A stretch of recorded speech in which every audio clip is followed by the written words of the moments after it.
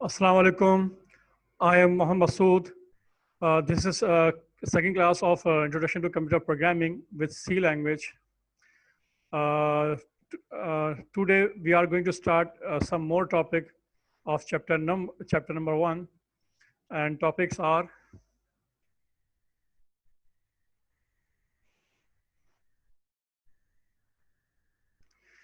today topics are number 1, what is computer? Number 2, hardware and software. Number 3, type of computer programming languages. Number 4, computer languages translators. Number 5, navigation of Turbo C IDE. तो basically आज हमने इन 5 topics को discuss करना है और जो शुरू के जो 4 टॉपिक्स हैं उनका ताल्लुक प्योर थ्योरेटिकल है और नंबर 5 जो टॉपिक है इसको हम आज प्रैक्टिकली डेमोस्ट्रेट करके देखेंगे कि किस तरह से टर्बो सी आईडी इन्वायरमेंट को किस तरह से ऑपरेट किया जाता है। क्लियर? तो सबसे पहले है what is computer. Computer is an automatic electronic data processing machine. We can say, in other words, computer is a numerical and logical computing or calculating machine. याद रखें कंप्यूटर जो है बेसिकली ये एक ऐसी मशीन है जो डेटा को प्रोसेस करती है, डेटा को मैनिपुलेट करती है इनटू यूजफुल फॉर्म। या हम यूँ कह सकते हैं दूसरे अल्फाज में कंप्यूटर, चूँकि देखें लफ्ज़ कंप्यूटर कंप्यूट से निकला है और कंप्यूट का मतलब है कैलकुलेट करना, यानी ऐसी मशीन जो कैलकुलेट करती है उसे हम क्या कहते हैं? कंप्यूटर कहते हैं। तो बेसिकली अगर देखा जाए तो सिंपल डेफिनेशन ये भी बन सकती है कि computer is a calculation machine. लेकिन हमारे पास एक और मशीन भी है जिसे हम कैलकुलेटर कहते हैं, और वो जो मशीन है वो बेसिकली देखा जाए तो उसको हम कंप्यूटर नहीं कहते। उसकी वजह क्या है? हालांकि according to definition calculation machine को हम कंप्यूटर कहते हैं, लेकिन calculator basically simple numerical calculation करता है, यानी वो प्लस माइनस मल्टीप्लाई डिवाइड यानी अर्थमेटिकल जो कैलकुलेशन होती है उसे वो कर रहा होता है। जो लॉजिकल कैलकुलेशन होती है उस पर वो काम नहीं करता। मिसाल के तौर पर अगर किसी की अगर परसेंटेज मालूम करनी है तो हम जो सब्जेक्ट्स हैं उनको हम ऑप्टेन मार्क्स निकालने के बाद उसको मल्टीप्लाई करें 100 से और डिवाइड कर दें टोटल मार्क्स से, तो हम परसेंटेज निकाल सकते हैं। ये काम इजीली कैलकुलेटर कर लेता है। लेकिन परसेंटेज निकालने के बाद अगर मैं कैलकुलेटर से ये चाहूँ कि वो मुझे ये बताए कि इस परसेंटेज के ऊपर कौन सा ग्रेड बनेगा, तो आपका कैलकुलेटर बेसिकली ये नहीं बता सकता कि आपका ग्रेड कौन सा है। क्लियर? तो इट्स मीन्स उसके पास लॉजिकल या डिसीजन मेकिंग की सलाहियत नहीं है। क्लियर? जबकि कंप्यूटर जो है बेसिकली वो दोनों तरह की यानी कि कैलकुलेशन कर सकता है, जस्ट लाइक यानी कि न्यूमेरिकल कैलकुलेशन भी और लॉजिकल कैलकुलेशन भी। यानी वो ये बता सकता है कि बेसिकली आप परसेंटेज के बेस के ऊपर कि आपका ग्रेड कौन सा है।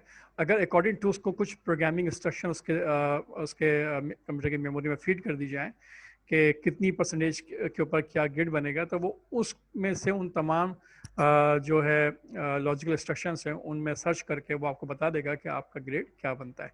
तो इसे कहते हैं लॉजिकल कैलकुलेशन, जो लॉजिकल डिसीजन ले सके। क्लियर? तो बेसिकली कंप्यूटर जो है वो logical machine, logical and numerical both are calculation machine. Okay, तो बेसिकली ये डेफिनेशन है कंप्यूटर की। और कंप्यूटर को हम एक और इसकी आगे देखते हैं।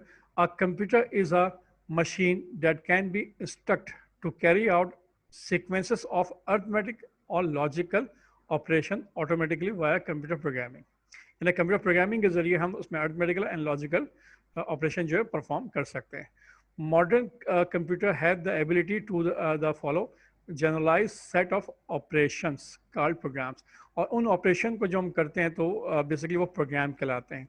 और कंप्यूटर के अंदर देखा जाए तो बेसिकली बहुत सारे क्या हैं लेकिन प्रोग्राम हम उसमें बना के उन डिफरेंट एप्लीकेशन हम बनाते हैं और उससे हम डिफरेंट टास्क की प्रॉब्लम को सॉल्व करते हैं।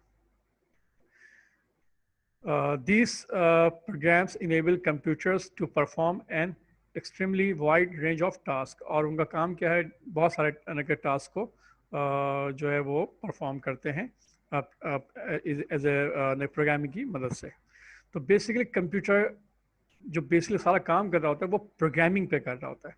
उसकी जो बेस है वो प्रोग्राम मुख्तलिफ एप्लीकेशंस होती हैं जो डिफरेंट टास्क को परफॉर्म कर रही होती हैं।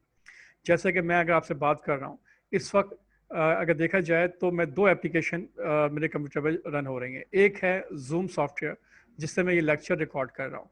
तो जूम क्या है, एक कंप्यूटर एप्लीकेशन है, इसके पीछे क्या है, कंप्यूटर प्रोग्रामिंग जो है वो परफॉर्म हो रही है। ठीक है, दूसरी एप्लीकेशन आप देखें सामने जो ये व्हाट इज कंप्यूटर लिखा हुआ आ रहा है और ये पूरी स्लाइड्स बनी हुई आ रही है, ये मैंने पावर पॉइंट के अंदर प्रेजेंट की गई है। तो ये दो सॉफ्टवेयर इस वक्त बेसिकली परफॉर्म हो रहे हैं। और उसके अलावा मेरा जो वेब कैम है वो भी काम कर रहा है, कीबोर्ड भी काम कर रहा है, माउस भी काम कर रहा है। इन सब के लिए भी क्या है, मुख्तलिफ सॉफ्टवेयर्स हैं, मुख्तलिफ प्रोग्राम्स हैं। उन प्रोग्राम्स को ड्राइवर्स कहते हैं। वो ड्राइवर जो है बेसिकली इन डिवाइसेस को ऑपरेट करते हैं।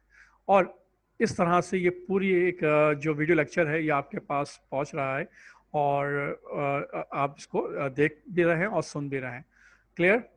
तो इसके पीछे कंप्लीटली बहुत सारी एप्लीकेशन काम कर रही हैं और तमाम की तमाम एप्लीकेशन जो है उनके पीछे क्या है, प्रोग्राम्स बने हुए हैं। क्लियर? और प्रोग्राम्स किसी ना किसी लैंग्वेज में बनाए जाते हैं और जो हम लैंग्वेज सीख रहे हैं वो है सी लैंग्वेज। उसके अंदर भी हमारा मकसद क्या होगा कि बेसिकली हम ये प्रोग्राम खुद से बना सकें कि ये प्रोग्राम कैसे बनाए जाते हैं या इनके पीछे प्रोग्रामिंग का जो फिनोमेना है वो क्या है। Okay, clear? तो उम्मीद है कि समझ में आ गया होगा कि बेसिकली कंप्यूटर है क्या। अब आगे चलते हैं। ये जो आप जो देखते हैं कंप्यूटर सिस्टम्स, ये बेसिकली किन एलिमेंट्स के ऊपर मुश्तमिल है?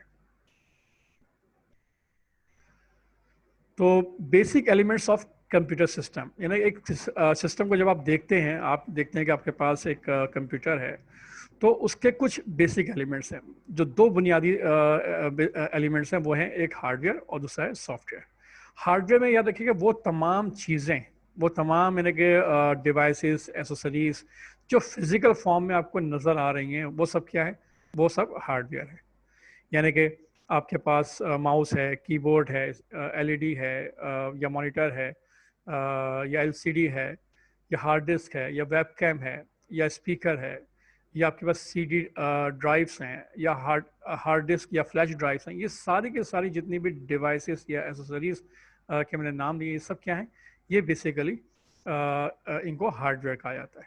ये हार्डवेयर उस वक्त तक काम नहीं करता जब तक इनको ऑपरेट करने के लिए कोई ना कोई सॉफ्टवेयर ना इस्तेमाल किया जा सके। क्लियर? तो हार्डवेयर क्या है, फिजिकल क्वांटिटी रखते हैं अपने अंदर, उनको हम टच कर सकते हैं और उनको हम हार्डवेयर कहते हैं। क्लियर? अच्छा, इन हार्डवेयर डिवाइसेस को अगर देखा जाए तो बेसिकली 3 हिस्सों में तकरीबन डिवाइड किया जाता है, मतलब 4 हिस्सों में। नंबर 1, एक वो डिवाइसेस होती हैं जिनको हम इनपुट डिवाइसेस कहते हैं, लाइक कीबोर्ड है, माउस है, माइक है, वेबकैम है एंड स्कैनर है। ये सब क्या है, इनपुट डिवाइसेस, जिनसे डेटा आप इनपुट करते हो, डेटा कंप्यूटर सिस्टम तक पहुंचाते हो या फीड करते हो, तमाम के तमाम जो डिवाइसेस हैं वो उनको इनपुट डिवाइसेस कहा जाता है। उसके अलावा वो डिवाइसेस जिन पे आपको रिजल्ट्स, इंफॉर्मेशन मिलती है, आप देखते हैं, आप सुनते हैं, वो तमाम की तमाम डिवाइसेस जो हैं वो आउटपुट डिवाइसेस कहलाती हैं। लाइक मॉनिटर है, एलसीडी है, एलईडी है, स्पीकर है। ये तमाम डिवाइसेस क्या हैं, ये आउटपुट डिवाइसेस हैं जिन पे आपको रिजल्ट्स नज़र आते हैं। क्लियर?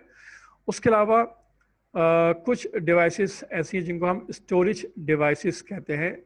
और स्टोरेज डिवाइसेस बेसिकली दो तरह की होती हैं। एक तो वो होती हैं जहाँ पर आप डेटा को परमानेंटली तौर पर आप क्या करते हैं, सेव कर लेते हैं, जस्ट लाइक हार्ड डिस्क है, सीडी है, यूएसबी या फ्लैश ड्राइव है। ये वो के स्टोरेज मीडिया हैं जिनके ऊपर आप डेटा परमानेंटली तौर पर आप स्टोर कर लेते हो और वहाँ पर डेटा महफूज रहता है। अगर आपका कंप्यूटर बंद भी हो जाए तो डेटा आपका वहाँ पर मौजूद रहता है। जबकि कुछ और स्टोरेज डिवाइसेस ऐसी हैं जस्ट लाइक रैम, जिसके अंदर जो डेटा होता है वो टेम्परेरी तौर पर क्या होता है, वो स्टोर होता है। उनको हम वोलेटाइल यानी के स्टोरेज डिवाइस कहते हैं। यानी कि इसका मतलब है कि आपके पास दो तरह की डिवाइसेस होती है, एक होती है नॉन वोलेटाइल और एक होती है वोलेटाइल। तो याद रखिएगा, रैम जो है बेसिकली ये एक बुनियादी यानी कि एक प्रोग्रामिंग के लिए एक बुनियादी एक डिवाइस है जिसके अंदर आप डेटा को टेम्परेरी तौर पर स्टोर करते हो। वहाँ पे इंस्ट्रक्शंस भी होती हैं, वहाँ पे डेटा भी होता है, और उसी डेटा को लेकर जो है उसमें और जो इंस्ट्रक्शंस होती हैं वो प्रोग्राम्स होते हैं जिनको वो यूज़ करते हुए आप कोई ना कोई टास्क परफॉर्म करते हैं। क्लियर? तो बेसिकली अगर देखा जाए तो आपके पास ये एक हार्डवेयर में 3 टाइप्स की डिवाइसेस होती हैं, इनपुट डिवाइसेस, आउटपुट डिवाइसेस और स्टोरेज डिवाइसेस। क्लियर? ठीक है। और स्टोरेज डिवाइसेस को दो हिस्सों में डिवाइड किया गया, एक लाती है नॉन वोलेटाइल और एक लाती है वोलेटाइल। यानी नॉन वोलेटाइल वो जो परमानेंटली है, यानी hard disk, CD, flash drive वगैरह, और जो वोलेटाइल है यानी टेम्पररी है वो है रैम। रैम का मतलब है रैंडम एक्सेस मेमोरी। ओके, तो ये बेसिकली हार्डवेयर डिवाइसेस के कंपोनेंट्स हैं जो मैंने आपको आज बताए। आगे चलते हैं और हम बात करते हैं सॉफ्टवेयर की। सॉफ्टवेयर क्या है? Software basically a set of programs हैं that perform any specific task, और कोई ना कोई टास्क परफॉर्म कर रहे होते हैं। जैसे कि मैंने आपसे कहा कि आपने अगर शायद देखा हो, एक मैं मिसाल देता हूँ आपकी, आप अपने मोबाइल के ऊपर एक एप्लीकेशन यूज़ करते हो, व्हाट्सएप। तो व्हाट्सएप एक एप्लीकेशन है, एक सॉफ्टवेयर है जिसका काम क्या है, बिटवीन द टू पर्सन या many person communicate between the communication of two peoples या another peoples through by mobile devices और थ्रू बाय इंटरनेट मीडियम। तो आप इसको यूज़ कर रहे होते, तो वो बेसिकली एक, उसके पीछे क्या है, एक प्रोग्राम्स हैं बहुत सारे, और उसकी मदद से जो है आप सारा काम कर रहे होते हो।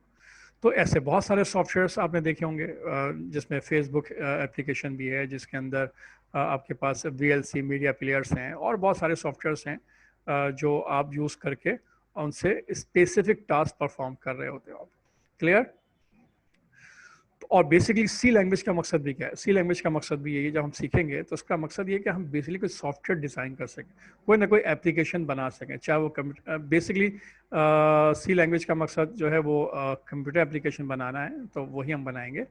तो लेकिन आपके पास मोबाइल एप्लीकेशन भी होती हैं, वो किसी और लैंग्वेज में बनाई जाती हैं, लेकिन बेसिकली वो भी क्या है, एप्लीकेशन है, वो भी क्या है, प्रोग्राम्स हैं, वो भी क्या है, सॉफ्टवेयर्स हैं।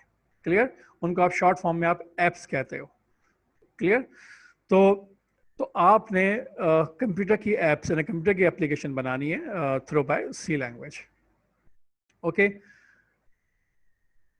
computer software is a collection of data or computer instruction that tell the computer how to work, और उसमें हम इंस्ट्रक्शन देते हैं और कंप्यूटर जो है उस पर काम करता है।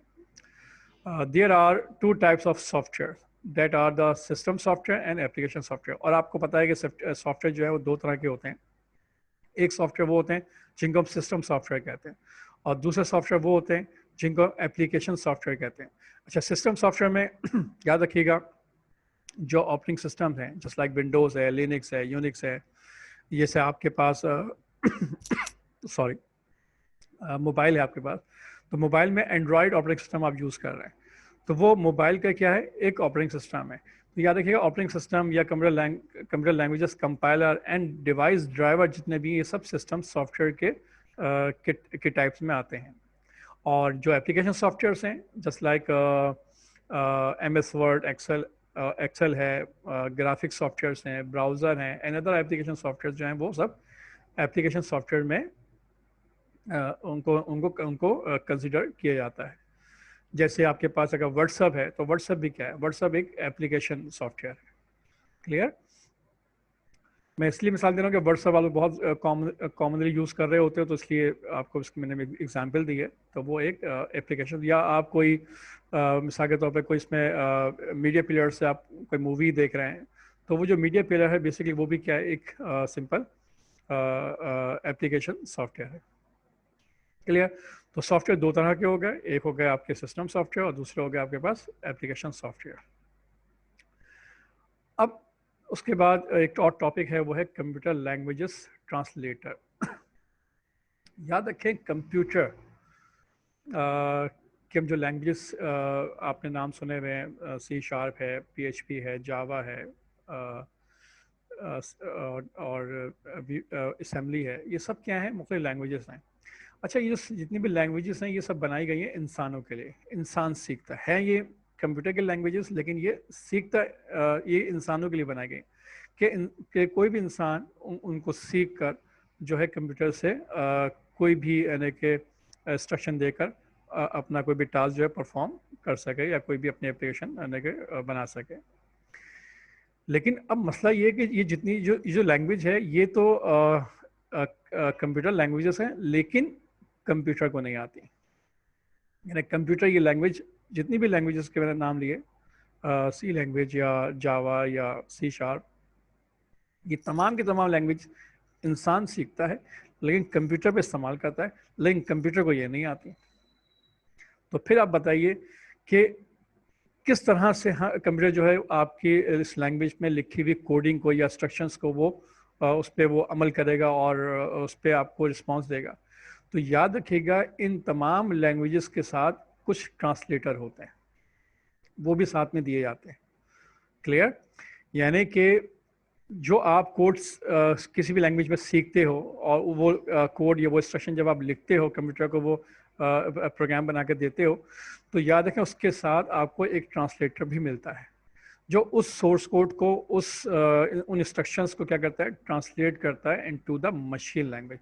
याद रखिएगा कंप्यूटर की सिर्फ एक ही लैंग्वेज है और वो है मशीन लैंग्वेज। मशीन लैंग्वेज का मतलब है 0-1, यानी बाइनरी सिस्टम पे काम कर रहा होता है आपका कंप्यूटर। क्लियर? उसको सिर्फ 0-1 के जो पैटर्न्स हैं उनके बारे में वो जानता है कि आप यानी कि उस पर वो काम करता है। तो याद रखिएगा, जब आप कोई कोड, मिसाल के तो मैं एक मिसाल दे रहा हूँ, आपने कीबोर्ड से ए प्रेस किया। जब कीबोर्ड से आप ए प्रेस करते हो तो बेसिकली आप जानते हो ए, लेकिन कंप्यूटर जो है वो उस ए को नहीं जानता। जब आप ए प्रेस करते हो तो उसके पीछे एक 0-1 का एक पैटर्न जनरेट होता है।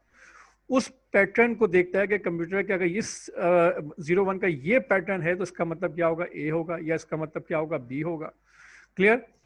या ये जो पैटर्न आपके पास 101 में आ रहा है तो इसका मतलब या इसकी इंस्ट्रक्शन ये है, उस पर उसने ये काम करना है। तो बेसिकली सारा काम वो 0-1 पे कर रहा होता है। क्लियर? लेकिन आप जो भी कोड लिखते हो कंप्यूटर लैंग्वेज के अंदर, वो तो आप इंग्लिश के अंदर लिख रहे होते हैं। तो जब आप लिख लेते हैं तो याद रखें उसके साथ एक ट्रांसलेटर होता है जो उसको ट्रांसलेट करता है आपके सोर्स कोड को इनटू द ऑब्जेक्ट लैंग्वेज या into the machine language. Clear? उन ट्रांसलेटर के जो 3 नाम है बेसिकली, एक है इंटरप्रेटर, दूसरा है कंपाइलर और तीसरा है असेंबलर। तो याद रखें डिफरेंट लैंग्वेजेस के साथ आपको डिफरेंट यानी कि ट्रांसलेटर मिलते हैं। किसी के साथ इंटरप्रेटर मिलता है, किसी के साथ कंपाइलर मिलता है, किसी के साथ असेंबलर मिलता है। फिलहाल इतनी बार याद रखिएगा। अब आप सवाल यहाँ पे ये पैदा होता है कि 3 नाम क्यों हैं?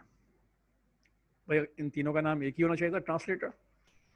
लेकिन ये 3 नाम क्यों हैं? 3 नाम इसलिए है कि इनके काम करने का जो प्रोसेस है वो थोड़ा मुख्तलिफ है। यानी इंटरप्रेटर जो है वो जो आपकी इंस्ट्रक्शन जो भी आप लिख के कंप्यूटर को दे रहे होते हैं वो basically line by line translate करता है और उसको एग्जीक्यूट कर रहा होता है लाइन बाय लाइन। क्लियर? आपके पूरे अगर आपने फर्स्ट में 4 लाइन का कोई प्रोग्राम लिखा हुआ है, आपने 4 इंस्ट्रक्शन लिखी हैं, तो हर लाइन को पढ़ता जाएगा और उसको एग्जीक्यूट करता चला जाएगा। तो ये क्या है? इंटरप्रेटर। क्लियर? अगर किसी लाइन पे एरर होगा तो वो उस जगह पे आके रुक जाएगा और उस लाइन को वो एग्जीक्यूट या ट्रांसलेट नहीं करेगा। क्लियर? जबकि कंपाइलर क्या करता है कि होल द प्रोग्राम, पूरे कंप्लीट प्रोग्राम को क्या करेगा, वो ट्रांसलेट करेगा और होल प्रोग्राम से पहले तमाम जो उसके सेंटेक्सिस के रूल्स और रेगुलेशन उनको पहले वो चेक करेगा। उसके बाद वो कंप्लीट प्रोग्राम को क्या करेगा, ट्रांसलेट करेगा इनटू द सोर्स कोड के अंदर, और उसके बाद वो प्रोग्राम जो है स्टैंड अलोन जो है वो एग्जीक्यूट हो जाएगा लेके ऑन द कंप्यूटर। क्लियर? तो ये फ़र्क है इनके काम करने का जो प्रोसेस है, जो मेथड है, वो थोड़ा सा क्या है, वो मुख्तलिफ है।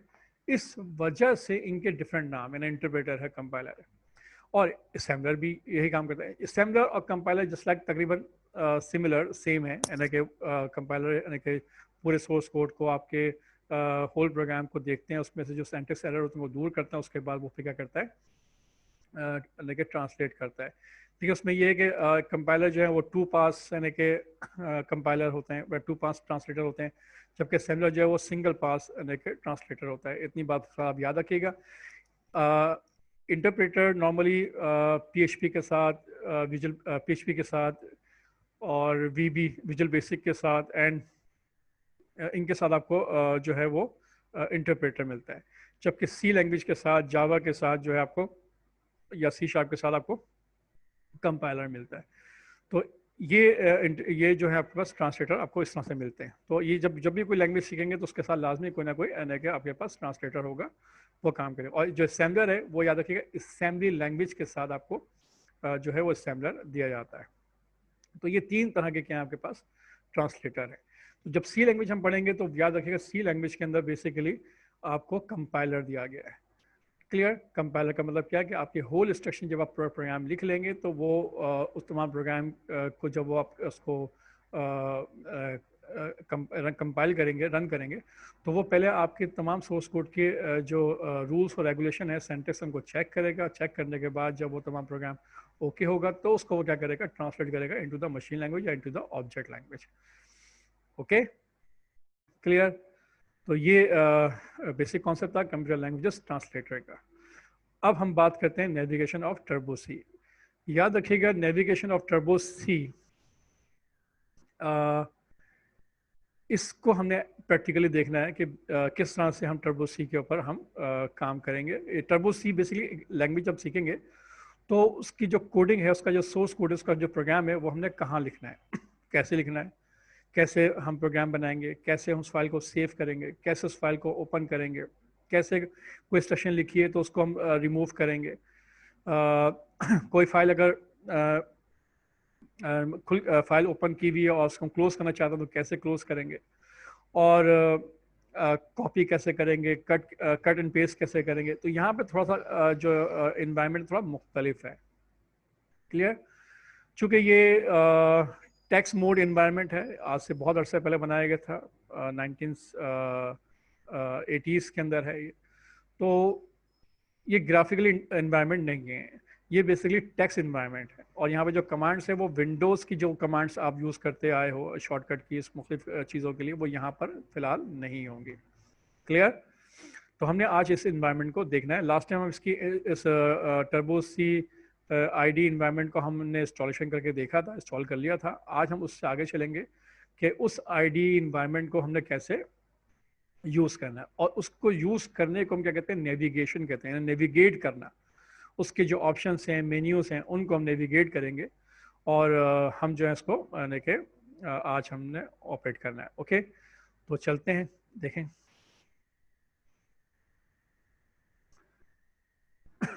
सबसे पहले चूँकि जब आपने इंस्टॉलेशन की थी कम्प्लीटली तो आपने देखा था कि डेस्कटॉप के ऊपर आपके पास ये MS-DOS का जो आइकन है ये आपको नज़र आ रहा होगा। ठीक है, यहाँ देख लीजिए आप, ये MS-DOS का MS-DOS turbo C for Windows के लिए ये आपका आइकन बना हुआ है। क्लियर? तो आपने करना क्या है, इसको डबल क्लिक करना है। जैसे डबल क्लिक करेंगे आप विंडोज़ इन्वायरमेंट से मूव कर जाएंगे किसके अंदर, टर्बो सी के IDE इन्वायरमेंट के अंदर। IDE इन्वायरमेंट से मुराद है इंटीग्रेटेड डेवलपमेंट इन्वायरमेंट। यहाँ पर जो आप इसके अंदर बहुत सारे टूल्स हैं, बहुत सारे इसमें सब्जेक्ट्स हैं, सॉरी सॉफ्टवेयर्स हैं, वो मैं आपको बताऊंगा किस तरह से हैं। तो पहले इसको डबल क्लिक करते हैं, देखें क्या होता है।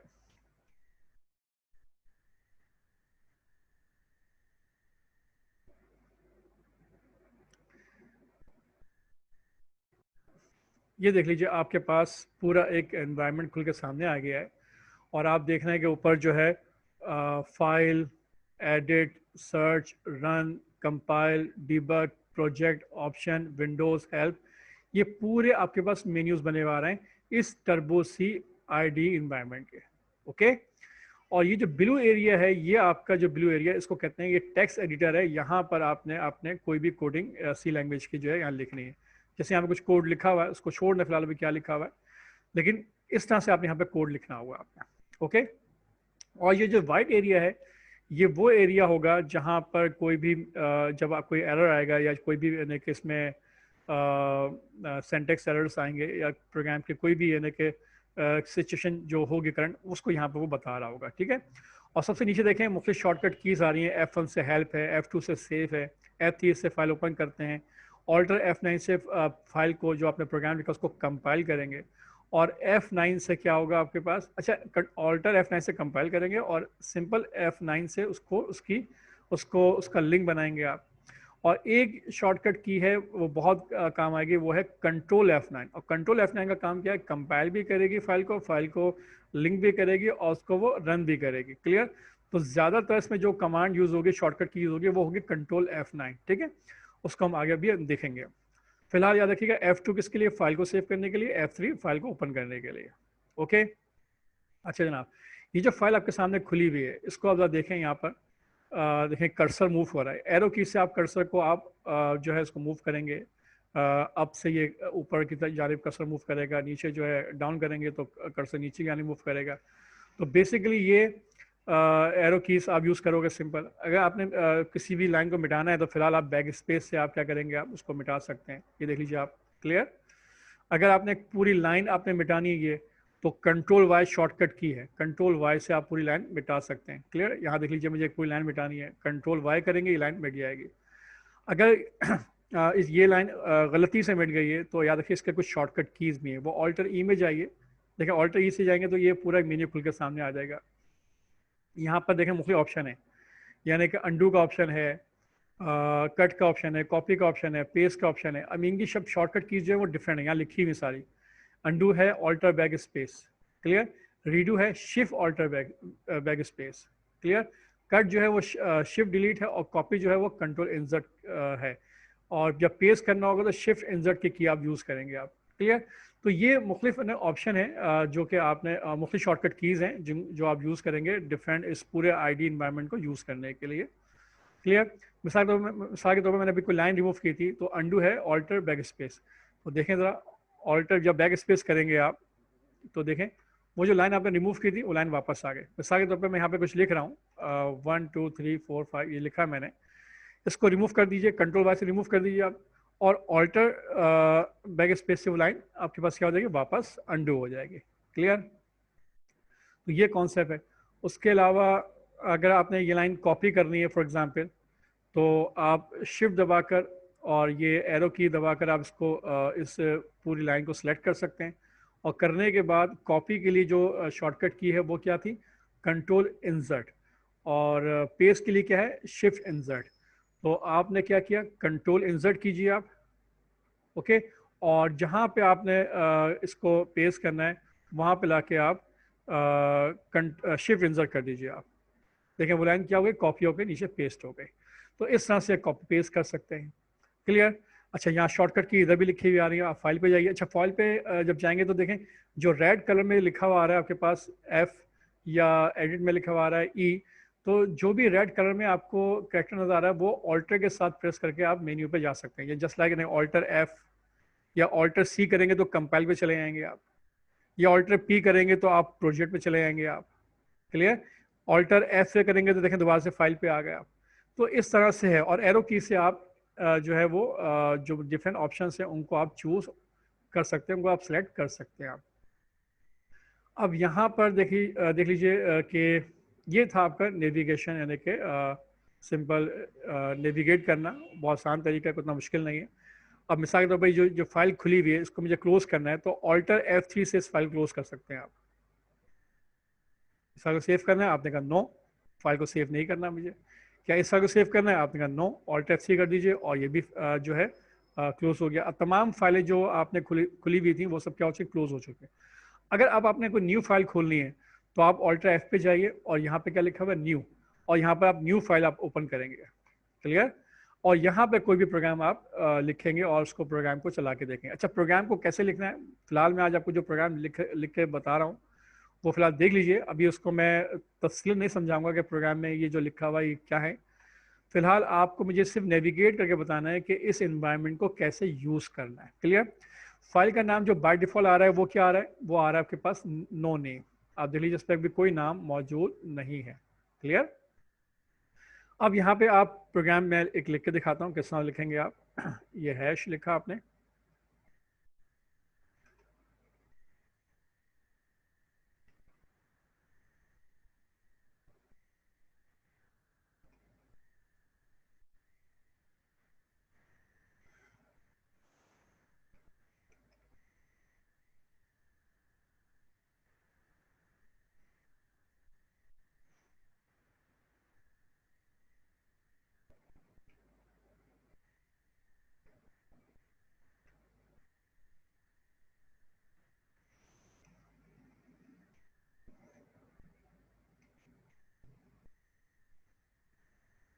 क्लियर।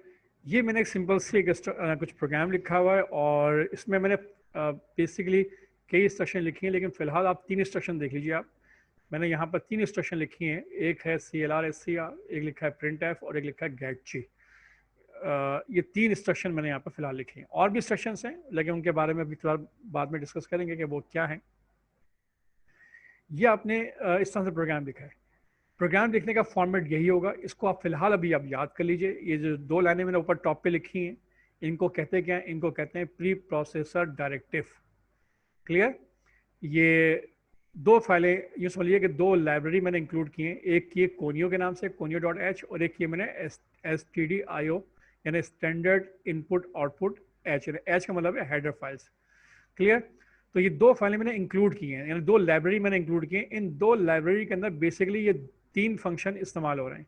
अगर देखा जाए तो CLR/SCR और getc जो है ये कोनियो के अंदर इनके फंक्शंस की जो फंक्शनलिटी है और जो इनकी जो प्री यही कह लीजिए इसके जो देखिए प्रोटोटाइप्स है वो वहाँ डिफाइन हुई है। सारी सारी डिस्क्रिप्शन, सारी डेफिनेशन वहाँ डिफाइन है। तो इस फाइल को मैंने क्या इंक्लूड किया है, तो ये CLR/SCR और getc का फंक्शन काम करेंगे। और printf की जो प्रोटोटाइप है, इसकी जो डिक्लेरेशन है, इसकी जो डेफिनेशन है, इसका जो टास्क है, वो बेसिकली स्टैंडर्ड इनपुट आउटपुट की जो हेडर फाइल, लाइब्रेरी फाइल, इसके अंदर डिफाइन हुआ हुआ है। इसलिए मैंने ये दोनों फाइलें यहाँ पे क्या किया, इंक्लूड किए हैं। अगर ये मैं इंक्लूड नहीं करूँगा तो ये फंक्शन काम नहीं करेंगे। क्लियर। तो जब भी आपको सी लैंग्वेज के जो भी फंक्शन इंस्ट्रक्शंस हैं वो जब इस्तेमाल करेंगे तो उनके लिए उनकी जो रिक्वायर्ड हेडर फाइल्स है वो ऊपर टॉप के ऊपर इंक्लूड करना ज़रूरी है। क्लियर। और जब भी प्रोग्राम लिखेंगे तो शुरू में आप वाइड मेन लिखेंगे, लाजमी इसी तरह से लिखेंगे जैसे लिखा है मैंने, बिल्कुल स्पेस के साथ। वाइड एक कीवर्ड है, बीच में स्पेस है, फिर मेन एक फंक्शन है और राउंड ब्रैकेट मैंने क्लोज किया और यहाँ पे मैंने कोई और करैक्टर इस्तेमाल नहीं किया। उसके बाद ये कर्ली ब्रैकेट ओपन किया है और उसके बाद कर्ली ब्रैकेट मैंने क्लोज कर दिया। सारा प्रोग्राम जो लिखेंगे वो इन 2 कर्ली ब्रैकेट के दरमियान लिखेंगे आप। क्लियर। और हर इंस्ट्रक्शंस के आखिर में सेमीकोलन लिखेंगे। जो मेन के अंदर जितनी भी इंस्ट्रक्शन लिखी जाएंगी उन तमाम इंस्ट्रक्शंस को टर्मिनेट करने के लिए आप क्या इस्तेमाल करोगे, सेमीकोलन यूज़ करोगे। इसको टर्मिनेट करना कह लें या ये इसको कह सकते हैं कि किसी भी इंस्ट्रक्शंस को लिखने के बाद उसको कंप्लीट करने का जो प्रोसेस है वो क्या है, सेमीकोलन है। यानी कि ये इंस्ट्रक्शन यहाँ से शुरू हुई है और यहाँ पर ख़त्म हो गई है। It's means that is the first instruction of C language. इसी तरह से printf जो लिखा आपने, printf और उसके बाद यहाँ से लेके यहाँ तक जो ब्रैकेट के बाद आप ब्रैकेट आपने क्लोज किया और उसके बाद लिखा आपने सेमीकोलन, तो इसका मतलब क्या है, ये सेकंड इंस्ट्रक्शन यहाँ से शुरू हुई है और यहाँ पर ख़त्म हो गई है। तो बेसिकली ये इस तरह से आपने 3 इंस्ट्रक्शन लिखी हैं आपने। क्लियर। अब इसको आपने सेव करना है तो आप Alt F पे जाएंगे और सेव करेंगे सिंपल। और इसकी जो शॉर्टकट की है वो F2 है, आप प्रेस कीजिए। ये फाइल का नाम पूछेगा, आप इस फाइल का नाम नो नेम मिटा दीजिए और इसका नाम रख दीजिए फर्स्ट। क्लियर। और इस बात को फिर नोट कर लीजिए कि जो फर्स्ट फाइल है ये सी ड्राइव के अंदर, टर्बो सी के फोल्डर के अंदर, उसके अंदर एक और फोल्डर है बिन, वहाँ पर ये फाइल सेव हो रही है। और इसका जो एक्सटेंशन बनेगा बाय डिफॉल्ट वो CPP बनेगा, यानी CPP का मतलब है C++। इसको ओके कर दीजिए आप, तो देखें फाइल सेव हो गई है first.cpp के नाम से। ओके। तो ये आपकी एक फाइल सेव हो गई इस तरह से, बिल्कुल आपने देख लिया। अब इस प्रोग्राम को आपने क्या करना है, कंपाइल करना है। तो कैसे करेंगे, Alt C पे जाइए। इसकी शॉर्टकट की वैसे Alt F9 है, यहाँ पे लिखा हुआ है।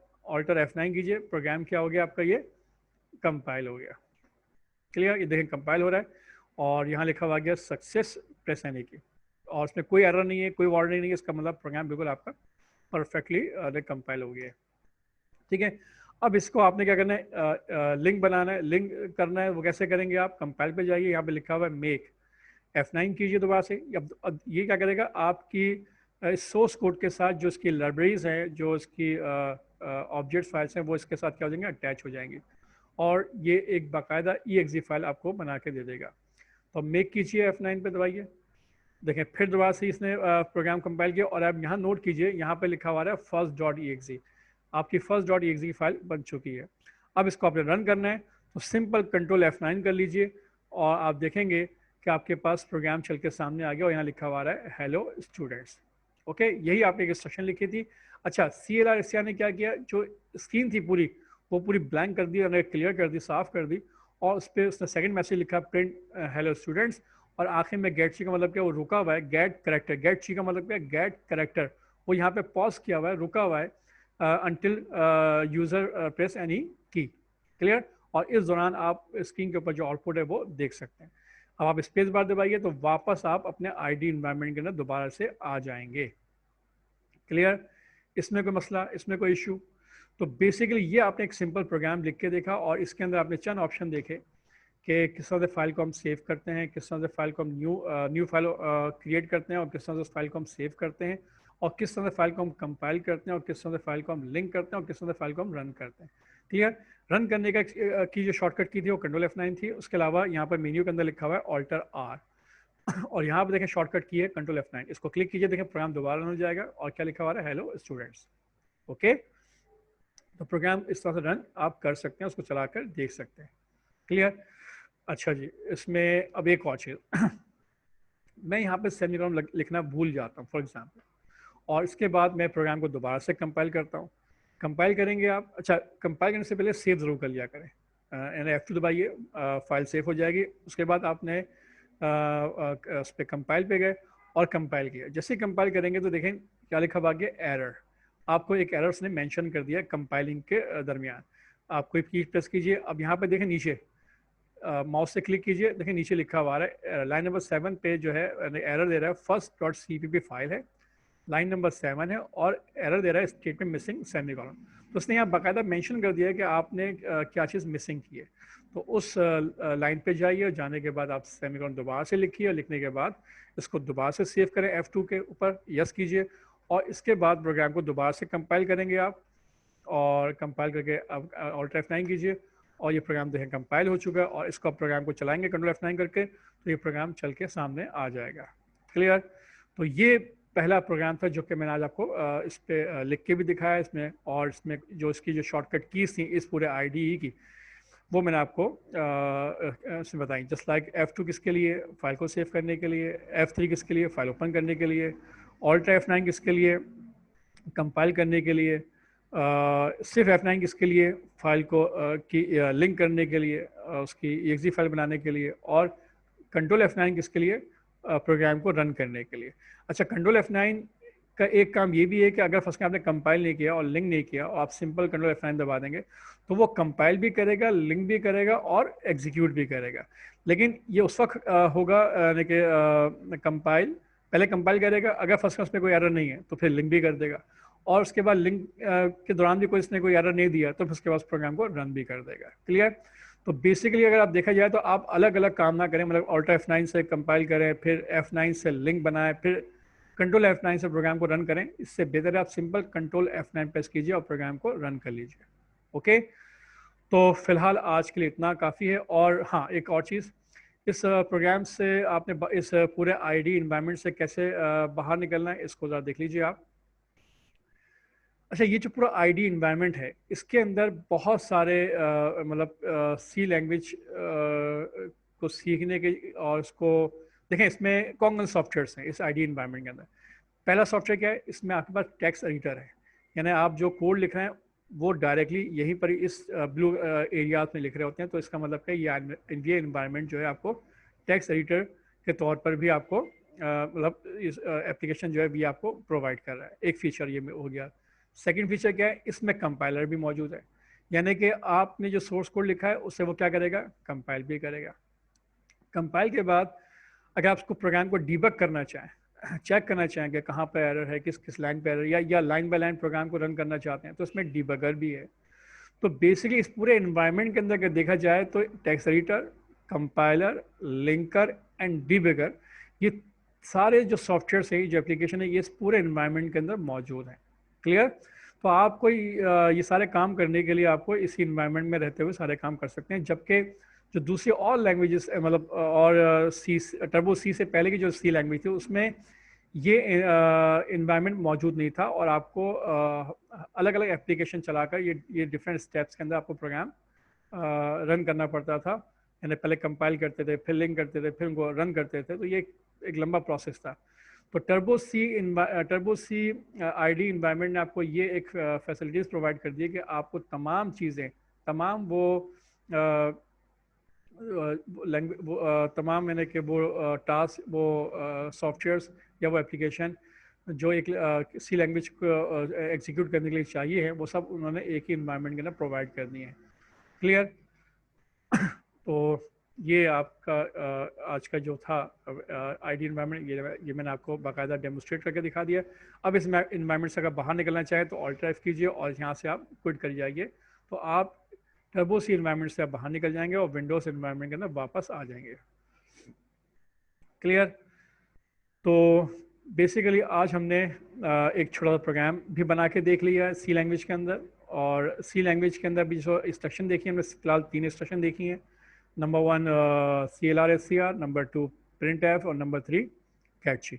उसके अलावा कुछ और इंस्ट्रक्शन भी हैं, जस्ट लाइक ऊपर आपने इंक्लूड की इंस्ट्रक्शन देखी है, उसके बारे में हम बताएंगे कि ये इंस्ट्रक्शन किस किस्म की है, इसका काम क्या है, इसको हम देखेंगे। और उसके अलावा उस पूरे आईडी इन्वायरमेंट को हमने नेविगेट करके भी देख लिया हमने। ठीक है जनाब, तो आज हम इसको कंक्लूड करते हैं कि आज हमने क्या पढ़ा है। बेसिकली आज हमने जो है सबसे पहले जो है हमने कंप्यूटर की डेफिनेशन देखी, कंप्यूटर क्या है, उसके बाद हार्डवेयर एंड सॉफ्टवेयर को देखा, उसके बाद types of computer programming languages को हमने देखा। अच्छा, टाइप ऑफ प्रोग्रामिंग लैंग्वेजेस के इसके अंदर कुछ और टॉपिक्स हैं, वो मैं आपको थोड़ा सा आगे बताऊंगा कि डिफरेंट टाइप्स की लैंग्वेजेस होती हैं, इनको हम देखेंगे आगे। उसके बाद जस्ट लाइक हमने बात की थी मशीन लैंग्वेज की बात की थी हमने, मशीन लैंग्वेज है, और उसके अलावा एक लो लेवल लैंग्वेजेस भी हैं, हाई लेवल लैंग्वेजेस भी हैं, तो उनको हम इंशाल्लाह थोड़ा सा मज़ीद कवर कर लेंगे अगर नेक्स्ट क्लास के अंदर। उसके बाद हमने लैंग्वेज ट्रांसलेटर को देखा कि लैंग्वेज ट्रांसलेटर कौन कौन से हैं और उनका काम क्या होता है, और navigation of Turbo C ID को हमने देखा। तो ये टॉपिक हमने आज कवर कर लिए हैं, और जो एक छोटी सी चीज़ें रह गई वो इंशाल्लाह हम नेक्स्ट क्लास में उसको कवर कर लेंगे। तो बेसिकली अगर आज देखा जाए तो चैप्टर नंबर 1 जो है वो तकरीबन क्लोज हो चुका है, और अब आप इस काबिल हैं कि उस चैप्टर की जो एक्सरसाइज है वो आप कर सकते हैं। क्लियर? तो अब आपने करना क्या है कि मेरी वेबसाइट पे जाना है, अपने ब्राउज़र पे जाइए और यहाँ पे लिखें sirmasood.com। ठीक है, ये ऑनलाइन ये बुक आपके पास अवेलेबल है।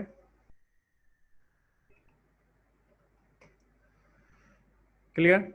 तो ये लेफ़्ट साइड के ऊपर आप देखिएगा एक लिंक है प्रोग्रामिंग टर्बो सी, इस पर क्लिक कीजिए। तो यहाँ पर जो है आपको ये पूरी जो चैप्टर्स हैं, लैब्स हैं, ये सब यहाँ मौजूद हैं। तो इसके अंदर जो लैब नंबर 1 है व्यू फाइल से इसको करके देखिए, और इसके अंदर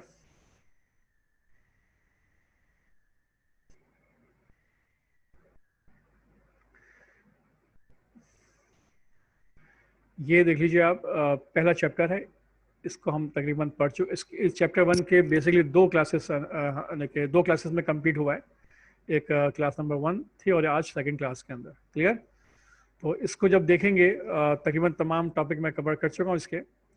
तो इसकी जो अब इस चैप्टर की जो एक्सरसाइज है वो आपने क्या करनी है, वो आपने करनी है।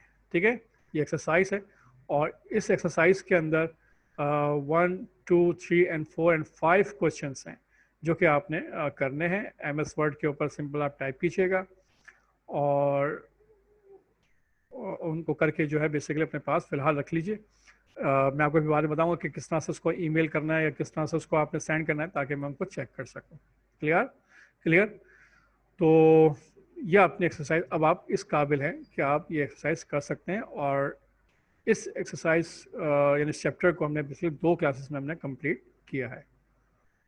ओके जनाब, तो आज के लिए फ़िलहाल इतना ही काफ़ी है। इंशाल्लाह नेक्स्ट वीक में हम फिर चैप्टर नंबर 2 जो स्टार्ट करेंगे, और उस वक्त के लिए अल्लाह हाफिज़।